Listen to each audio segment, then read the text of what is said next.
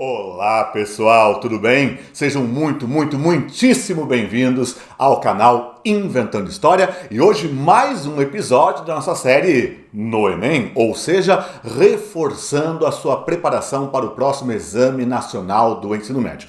E como temos feito nos últimos episódios, nós estamos aqui dando conta de um conjunto de habilidades e competências que são elencados entre aquelas que o exame tende a cobrar de vocês. E hoje eu trago para vocês um tema que é feudalismo. Você que adora um Game of Thrones, adora um Senhor dos Anéis, adora uma temática meio medieval, hoje esse momento é só teu. Então, partiu o futuro do Brasil. Vamos lá!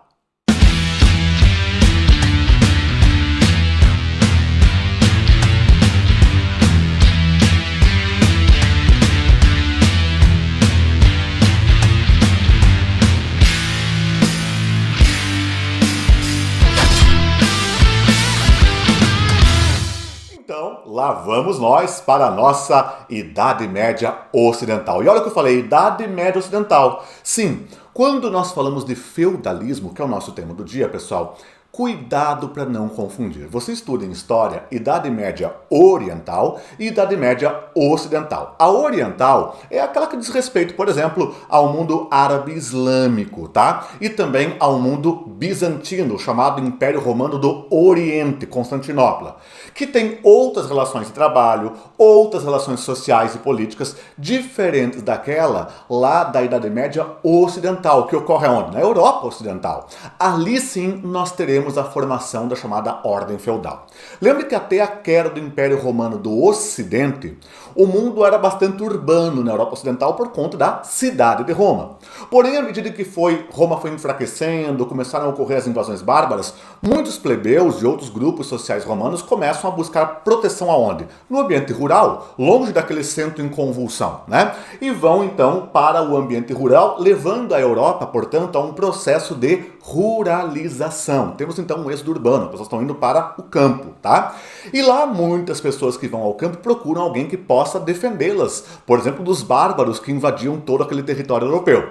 E quem é essa pessoa que elas vão buscar proteção? De quem elas buscam proteção? Ora, daquela pessoa que tem uma capa, um escudo, um cavalo e uma espada, ou seja, a nobreza guerreira, E esses nobres tanto serão herdeiros dos antigos guerreiros germânicos, quanto, sobretudo, da elite patrícia romana, porque sim, deixa de existir o Império Romano como unidade política.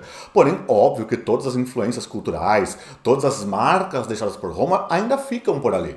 E essas marcas romanas vão começar a se misturar com as marcas daqueles povos invasores que agora tomavam o antigo espaço político romano, ou seja, os germânicos.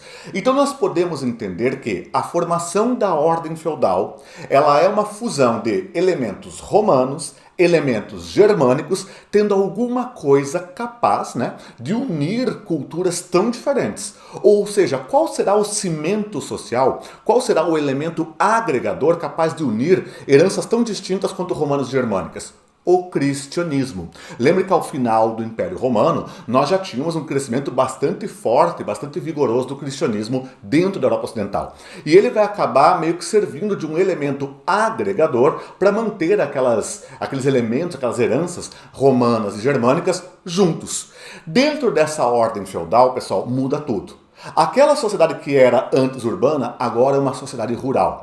Aquela sociedade que antes tinha um comércio até monetário, um comércio vibrante, com trocas comerciais efetivas, agora é uma economia baseada em trocas naturais, onde, claro, continua existindo moeda, mas ela não é mais a base daquela relação econômica. A relação econômica ali é fundamentalmente de subsistência, baseada em trocas naturais. Ou seja, tentando entender o feudo é uma unidade autônoma. O feudo produzia virtualmente tudo aquilo que ele precisava. Tinha lá o ferreiro, tinha lá o camponês, tinha tudo ali dentro daquele feudo, E claro que esta ordem feudal é baseada também numa ordem social.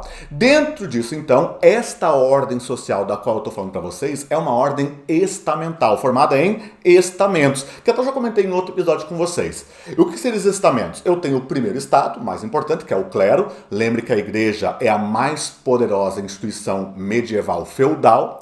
O segundo estado, a nobreza, e o terceiro estado, o servo da gleba. Então aquilo que a gente chamaria de plebeu. E dentro desse mundo estamental, duas relações são fundamentais. A relação de vassalagem ou suzerania, que é uma relação entre um nobre e outro nobre, ou seja, um alto nobre e um baixo nobre. Então, alta nobreza é o suzerano, aquele que concede terras, e a baixa nobreza é o vassalo, aquele que recebe terras. E a outra relação é a relação de servidão. Essa, por outro lado, é uma relação sempre nobre-servo. Não importa se o nobre é de alta ou baixa nobreza. O que importa é que essa base aqui embaixo é um cara que não é nobre, é o servo da gleba, o nosso plebeu.